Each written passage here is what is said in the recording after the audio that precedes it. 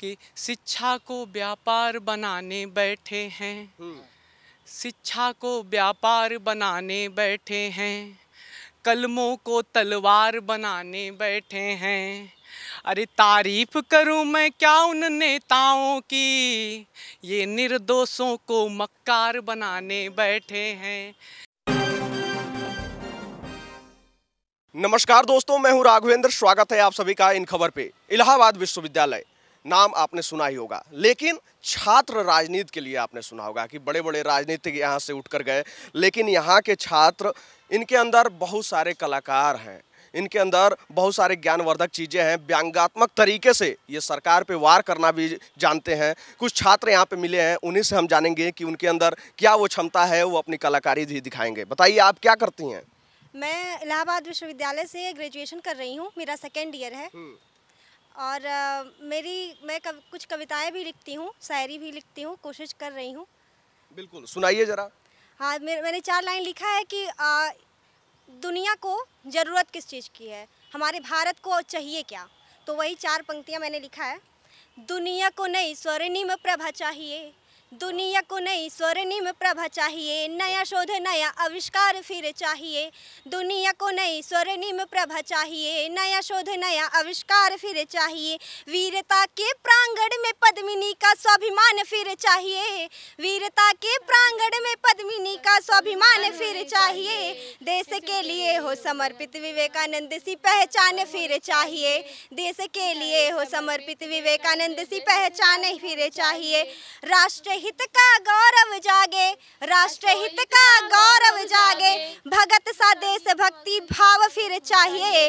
प्राण रहे ना रहे नश्वर शरीर में, प्राण रहे ना रहे नश्वर शरीर में, वंदे मातरम का गान गाना चाहिए, वंदे मातरम का गान गाना चाहिए। भारत माता की जय। अब मैंने 4 लाइन और है, एक शायरी है, मैं उसको श्रृंगार रस का है, मैं सुनाना चाहती हूँ। मेरे हाथों में तेरा हाथ चाहिए था, मेरे हाथों में तेरा हाथ चाहिए था, मेरे सिर को तेरे कंधे का साथ चाहिए था। मेरे हाथों में तेरा हाथ चाहिए था, मेरे सिर को तेरे कंधे का साथ चाहिए था। मिले हुए तुमसे हुआ बहुत दिन, मिले हुए तुमसे हुआ बहुत दिन, मिलकर तुम्हारे बाहों का हार चाहिए था। धन्यवाद। बिल्कुल, बहुत बहुत बहुत बढ़िया। देखिए, यहाँ पे और भी कई युवा साथी मौजूद हैं जो कि अपने व्यंग्यात्मक कविता से सरकार की योजनाओं पे वार करते रहते हैं। कुछ ऐसे ही और कलाकार भी मौजूद हैं। मारे गमछा उमछा गुरु टंगले हवा। हाँ, नमस्कार। हाँ, इलाहाबाद विश्वविद्यालय से पढ़ाई कर रहे हो? हाँ, बीए फर्स्ट ईयर है। BA first year. अरे, बड़ा छात्र राजनीति गरमाई रहती है, उसमें से भी तुम लोग कलाकार उभर रहे हो। अब ये है, वो तो माँ बीणा का आशीर्वाद है कि हम लोग प्रयास करते रहते हैं। क्या करते हो? कविताएं लिखते हैं। सुनाओ जरा। अब कुछ लिखा है, जैसे प्रश्न आता है कि जीवन कैसा होना चाहिए, तो उस पर कुछ लिखा है कि जब लक्ष्य रखा हो सीने में, जब लक्ष्य रखा हो सीने में, मेहनत हो घोर पसीने में, जब लक्ष्य रखा हो सीने में, मेहनत हो घोर पसीने में, जीवन भी धर्म समर्पित कर आनंद मिलेगा जीने में, आनंद मिलेगा जीने में। धर्म का तात्पर्य कर्तव्य जो हमारे होते हैं। उस पर आगे लिखा है कि गंगा के जैसे धार रहे सपनों से पूरा प्यार रहे, गंगा के जैसे धार रहे सपनों से पूरा प्यार रहे, मेहनत के सारे कर्मों का हर बार सदा ही पार रहे, हर बार सदा ही पार रहे। कुछ और उसमें लिखा है, स्वदेश प्रेम में बड़े कदम, स्वदेश प्रेम में बड़े कदम, मन में ना बैठे कोई छदम, जो कर्म देश हित में आए, छोड़े ना ऐसे कभी कर्म, छोड़े ना ऐसे कभी कर्म। और आगे इसी में कि ना दूषित कोई नाम रहे, जीवित सारे गुरुग्राम रहे। भाई, जो बलिदानी हुए हैं उनको तो जिंदा रखना काम है हम पीढ़ियों का, और हम कभी कोई कोशिश करते हैं ऐसा करने की। कि न दूषित कोई नाम रहे, जीवित सारे गुरुग्राम रहे, बलिदानी वीरों की गाथा, बच्चों में प्रतिपल ध्यान रहे, बच्चों में प्रतिपल ध्यान रहे। और आगे लिखा है कि अब औरतें हैं जो देवी कहा गया है भारत में, तो हम एक प्रार्थना की कि देवी बनी रहें। तो उस पर कुछ लिखा है औरतों के लिए कि मंचों में न नंगा नाच करें, नारी में न कोई आँच धरे, मंचों पे न नंगा नाच करें, नारी में न कोई आँच धरे, नारी की गरिमा अपना कर नारी को बस प्रणाम करें, नारी को बस प्रणाम करें। और अंत में अंत छंद है, मुक्तक है कि हर कदम देश हित में आए, हर जुबां देश हित में गाए, हर कदम देश हित में आए, हर जुबां देश हित में गाए, स्वर निकले जीवा से ऐसे जो भारत का सम्मान बढ़ाए, भारत का सम्मान बढ़ाए। वाह वाह, क्या बात है, क्या बात है भैया। देखिए, कहा जाता है कि योजनाएं तो बहुत सारी सरकार लाती हैं, लेकिन उस पे कुछ लोग नेता जो होते हैं शब्दों का चयन ऐसा होता है कठोर शब्द जो कई नेताओं को लग जाते हैं, लेकिन कविताएं एक ऐसा माध्यम है कि हम सरकार की योजनाओं का मजाक भी बना सकते हैं, उनके द्वारा की गई लागू की गई योजनाओं का तारीफ भी कर सकते हैं। तो शब्दों का चयन बहुत ही महत्वपूर्ण होता है और व्यंग्यात्मक शब्द ऐसे होते हैं जिससे प्रहार एकदम सीधा अंदर जाकर लगता है। वैसे कुछ हमारे युवा साथी भी हैं, ये अपने शब्दों के चयन से जो है सरकार की योजनाओं पे चोट पहुंचाते हैं। कुछ सुनाइए जरा। नमस्कार, मेरा नाम मनीष मिश्रा है। अगर राजनीति की बात है तो 4 पंक्तियों से शुरुआत करता हूँ कि शिक्षा को व्यापार बनाने बैठे हैं, शिक्षा को व्यापार बनाने बैठे हैं, कलमों को तलवार बनाने बैठे हैं। अरे तारीफ करूं मैं क्या उन नेताओं की, ये निर्दोषों को मक्कार बनाने बैठे हैं, निर्दोषों को मक्कार बनाने बैठे हैं। और 2-4 पंक्तियां थोड़ा सा हास्य की हो जाए कि धरती तो बसी आसमां बसाने नहीं दी, थे जान पे तो खेले मगर जान नहीं दी।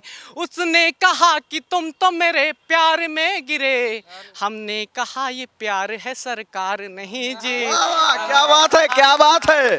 सरकार नहीं जी, प्यार को गिरता नहीं समतल ही पाओगी, प्यार के रस में तो तुम तो बह ही जाओगी। और ये रस नहीं है आम की खट्टी खटाई का, गर्मियों में स्वाद लीजिएगा अपने अपने घर पे, कि ये रस नहीं है आम की खट्टी खटाई का, चख के तो जरा देख लो आशिक हो जाओगी। वाह वाह, क्या बात है। जरा देख लो आशिक हो जाओगी। और लड़की बीए पास कर चुकी, घर में रिश्ता आने लगा है, तो प्रेमी क्या कहता है सुनिएगा कि रिश्ता जो आए घर में तो कबूल ना करना, सब आशिकों में एक सा ही रूल ना करना, खुल के निभाओ प्यार को मेरे ही साथ तुम, गैरों पे अपना वक्त तुम फिजूल ना करना, गैरों पे अपने वक्त फिजूल ना करना।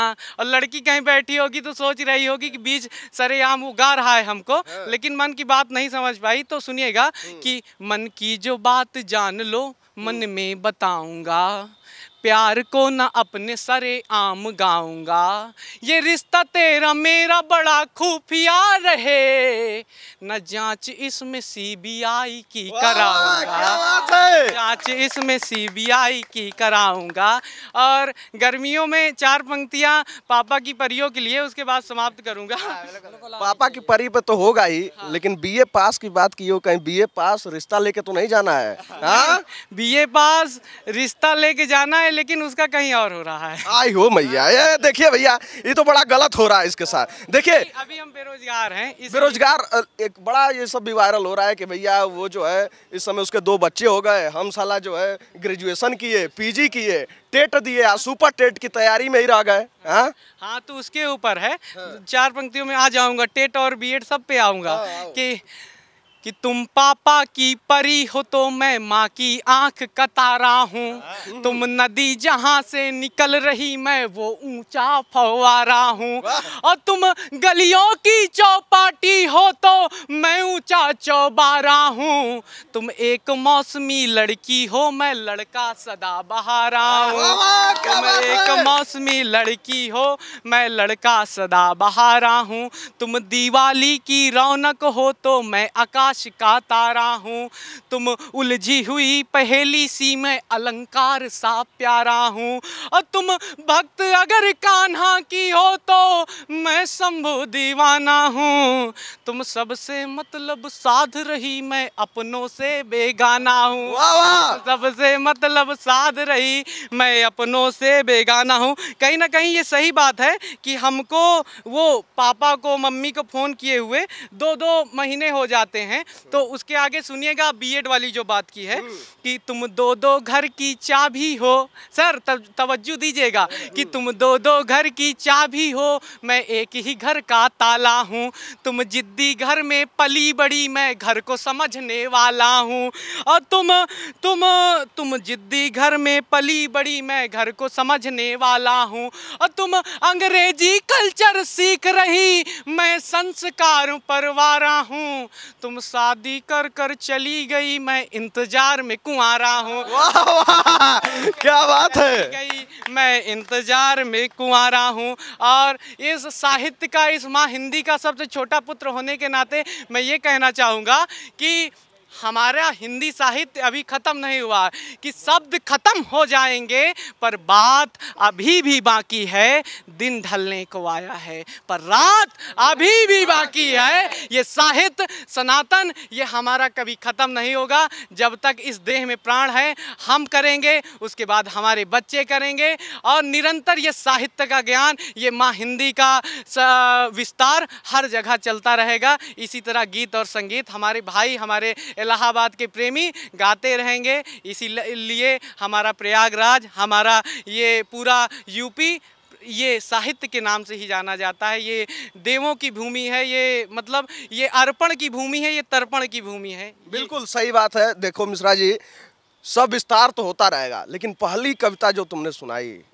नेता वाली, इलाहाबाद विश्वविद्यालय की 400% फीस वृद्धि हुई थी, क्या वहीं से उठाए हो क्या?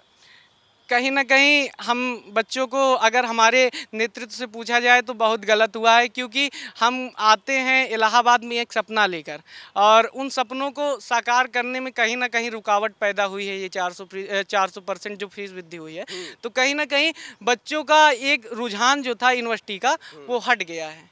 ये 400% शिक्षा का ठेकेदार नेताओं को बताए तो वहीं से उठाए हो? हाँ, ये वहीं से कुछ ना आई है कि नेताओं हमारे लिए कुछ सोचो। अगर इन युवाओं के लिए अगर आप कुछ सोचते तो ये कहीं और टैक्स लगा दिए। हर चीज़ में टैक्स लग रहा है, ये शिक्षा में टैक्स लगाना है, हर चीज़। आदमी युवाओं के लिए ही कुछ नहीं सोचता, बस युवाओं में टैक्स लगाना है, शिक्षा में लगाना है, पढ़ाई में, किताबों में, हर चीज़ में। क्यों युवाओं को ही प्रताड़ित किया जाता है हर जगह। अब मैं कहना नहीं चाहूँगा, कुछ सेनाओं की भर्तियाँ जो हुई थी, अग्निवीर, उसमें मैंने किया था कुछ, लेकिन हाँ उसमें भी कुछ ना कुछ हम युवाओं को थोड़ी सी परेशानी हुई है अग्निवीर को लेकर।